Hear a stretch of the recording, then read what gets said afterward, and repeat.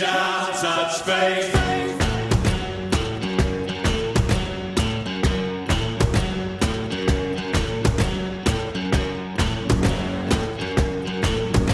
Looking at the past, how do you feel?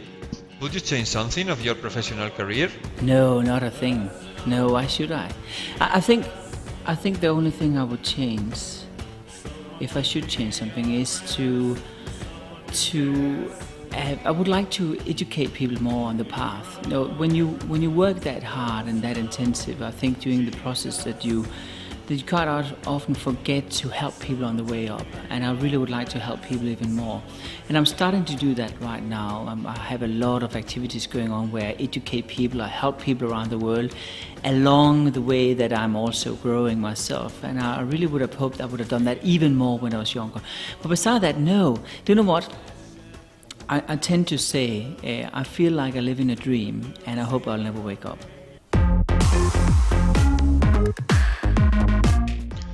What is the strategy of big companies about new technology as a marketing tool? Well, I think the most important thing to say is that mobility today is the future. And brands, it's going to be very dependent on mobility in the future to build their brands. I call this theory for contextual branding. And with that I mean sending the right message at the right time to the right audience. And the mobile phone is the only device which is able to do that because it's basically so portable as it is. So let me give you an example.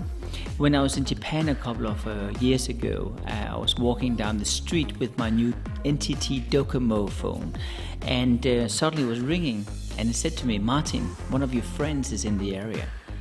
I looked at the phone and started to look around for hidden cameras, and it says, "Starbucks would like to sponsor your meeting with your friend." So I clicked yes. It gave me a map to the nearest Starbucks. It told me, typically Japanese, that I would be there in 2 minutes and 31 seconds. So I basically went to the Starbucks, and behind the counter, my friend was standing there waiting for me. And I showed this display to the person behind the counter, and I got a free coffee. And this is an example of contextual branding, sending the right message to the right audience at the right time. And mobility is going to be the main device making that possible. I don't think the future is going to be about pushing brands down the throat of consumers when they're not in the mood for it. I think it's going to be on a volunteer basis, where basically you're in the mood for receiving the message, and you're open-minded to receive the message, and you're open-minded to prepare yourself to change. And if you do that, first of all, the message and its value is going to increase so much more. And secondly, people are not going to be irritated about it. And mobile phones is going to help that become a reality.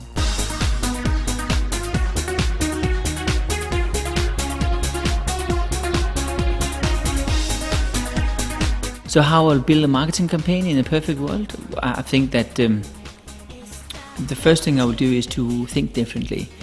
I would not use television. I would use online and wireless as the main driver.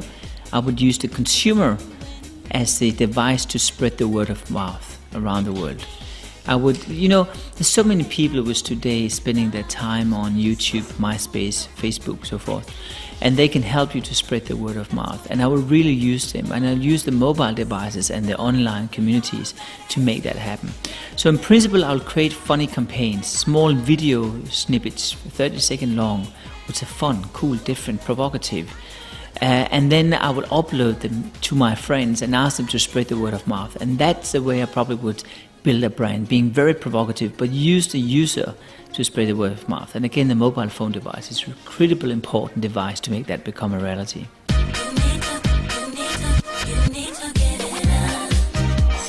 In a real world, how do you imagine such campaign would be?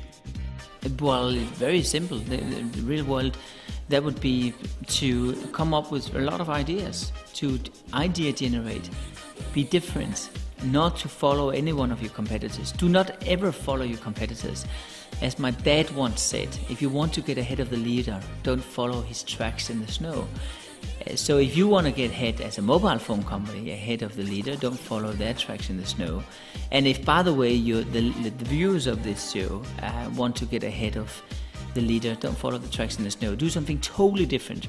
And the way I would do that is to learn from companies which are very different. I would seek inspiration from from fields which are very, very different, and make that become the driver. So if you're a mobile phone company, don't learn from mobile phone companies. Learn from the car industry. Learn from Walt Disney. Learn from Cirque du Soleil. Learn from Google. If you happen to be a clothing company, learn from the perfume industry about how they're doing the packaging design. Learn from other people, but don't learn from the competitors. That's the way I will do it.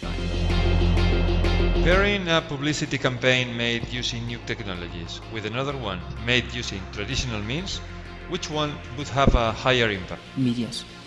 Internet, computer gaming, SMS messaging, mobile phone communication, all of this. That's the untraditional path. That works much better than traditional communication.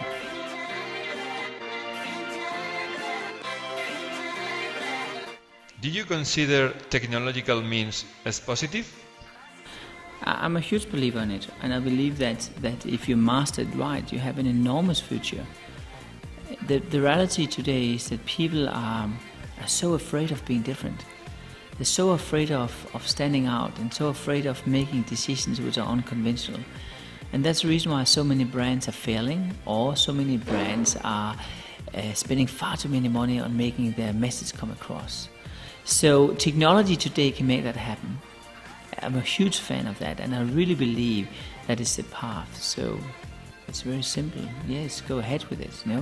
Spend your time on finding out untraditional ways of using untraditional medias, and then you'll get a very untraditional message across, which people will never forget. And that's the point, right?